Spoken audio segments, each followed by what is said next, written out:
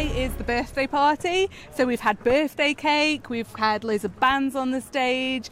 As you can see, there's loads of people here. And it's the 3 number ones. So we've had the horse tram, the MER number 1, and also Snowfell number 1 throughout the day out for photo opportunities. I'm sad at the fact that all of this has been shrouded in mystery. I don't believe that it inspires great confidence for the people on the Isle of Man who actually care.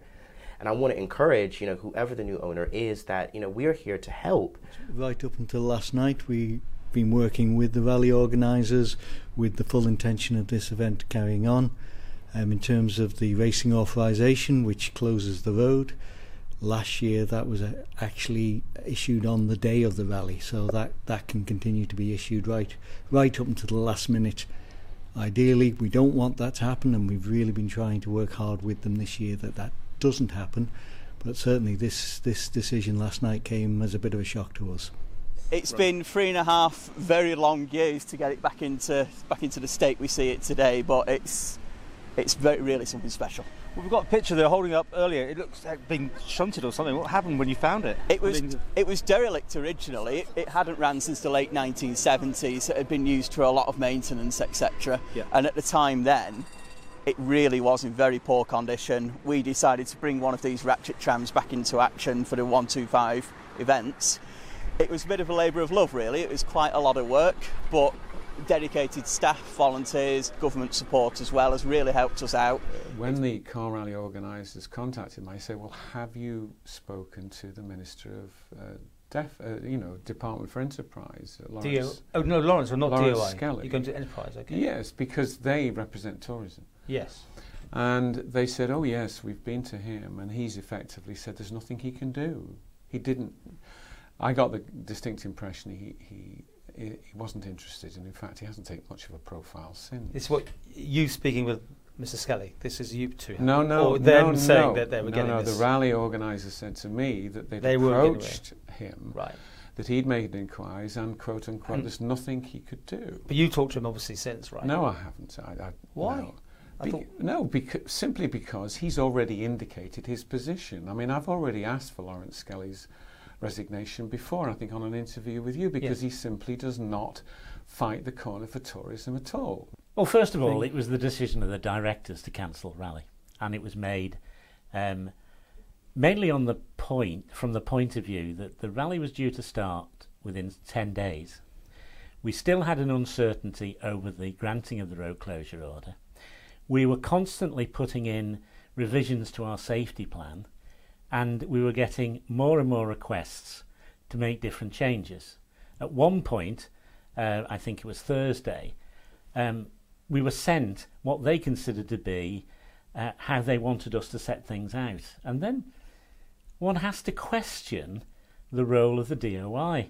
These, the future technology for cartons of milk. But I'm slightly being joking there, but it does seem the obvious thing now, Finley, that plastic is bad. Everyone's talking about this one-use plastic. Is this in response to that sort of thing? You're absolutely right. The market leader in the world is a company called Tetra Pak in terms of milk cartons, and we are very pleased to say that Isle of Man Creamery is going to be the first dairy in the entire British Isles who will be using plant-based cartons, which are 100% sustainable and renewable. I think some of the criticism that Chris Robershaw had said in his interview with you yesterday, I think if he's looking for resignations, then he should be asking for mine. Are you going to resign on it? No, I don't have to, because I think I've been involved in these discussions, and I need to put clarity and put the facts out into the public domain. What do we bring to the table as an island is obviously the tax incentives that every business on the island gets, but actually a lot of personal decisions go into where people base their companies and base their media. It's like everything else. People want to enjoy where they live, they want good restaurants, they want good education, they want a safe environment.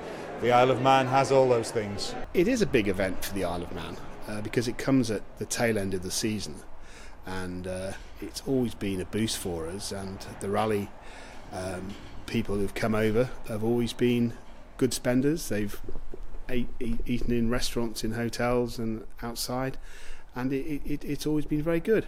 For us, we've lost about 35 room nights in our Penta hotel, and they were officials coming over, and we've lost some room nights here. probably a value of probably just under £3,000. So it's not a absolutely huge amount, but it's a hard amount to get back, and it's almost impossible to get it back at such short notice.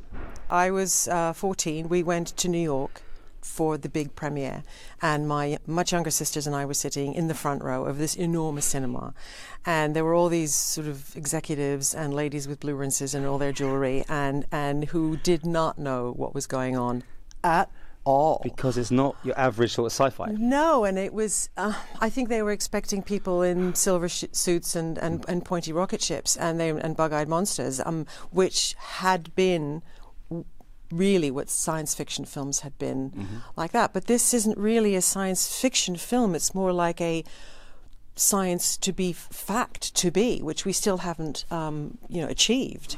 Today is the exact day. We maintain our position in the Guinness Book of Records with the oldest trams on the oldest tramway in the world, in terms of the original trams. And today, 125 years ago exactly, the first tram ran to Groudle. This is huge. This is the third biggest event. There was a survey done, I think it was last year, and it was proved that the Manx Rally brings in £1.5 to £2 million a year. A guy sponsored me in 2014, and on the front of my screen was iomguesthouses.com. And since then, he's been constantly full with rally people, etc. And then I got a message off him the other night to say that all of his bookings for this year had been cancelled. I couldn't believe it. I was actually in the Villa Marina that morning, helping the assist, the girls on the till, and I thought, here we go, a couple of phone calls, and the shock on the faces. And it went within the hour. Even I had to queue up for tickets. Yeah. You're the sponsor, Paul. I'm the sponsor, yeah. I got my table and that was it. I said, you got to queue up the rest of them. I was heartbroken. The plans for the movement of the Isle of Man ferry from where we are now to this new area. There seems to be confusion on exactly what's going to happen. Can you enlighten us? And are you happy with what you see in these plans?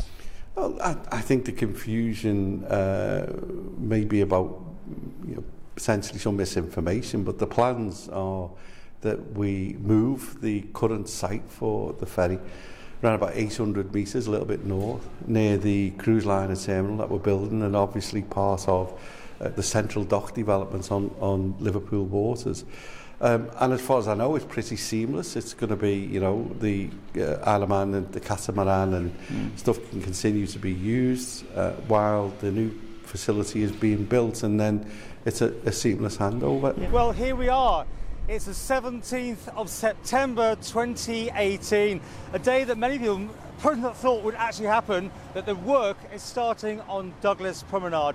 This is just the very, very beginning of what could be a 3-year operation to restyle the whole promenade up to the work that's already been done down at the sea terminal end. So in September, I asked again, and he said the new facilities are expected to be ready for opening in 2020. The exact date will depend upon the duration of the planning process, but it was March 2020 was in the original one. And then you look at all the other answers, and he's talking about having to go out for public consultation, and obviously they still need planning permission, still need Tynwald approval. So my name's Rishi Sharma, and I'm on a mission to meet and film interview 2 to 3 World War II combat veterans every single day until the last one passes away. And I run a non-profit in the U.S. called Heroes of the Second World War. So I travel across the USA, Canada, and the UK and Australia, film interviewing World War II veterans. I met Mr. Duff in Normandy during the 74th anniversary of D-Day. And I noticed he had a desert rat tie on. And that means he saw a lot of action in North Africa. And he also received the military medal, which is the 3rd highest award for Valor. And so we instantly became friends, and I asked him, can I visit you? And he said, sure. It's been a fantastic journey. To have the hotel back online now is absolutely fantastic news. And I think, as you can see, and I'll show you during our interview today, and we'll go outside and have a look as well, that it's been a long journey, but we're here, and we've completed the first phase. And obviously there's a couple of more phases to go, and we'll go through that as I show you around the building. The phone's been red hot ever since last Thursday. So yes, we're back up and back in business. So our main function room, the Niarbal suite, has been been extended, and again we'll see that later, but it's been extended and we can hold 250 people seated during any function, whether it be a wedding or whether it be a corporate event. Are we in a state of flux on dates, or will there be a seamless transition from one area to dock the boats to this new area? I think it's going to be very difficult, and obviously that's what we're working towards, a seamless transition, but I can't at this stage sort of confirm that will be the case. It very much depends on how the development of the cruise terminal, but it is all very much interlinked. So obviously we're still planning that it will be relatively seamless.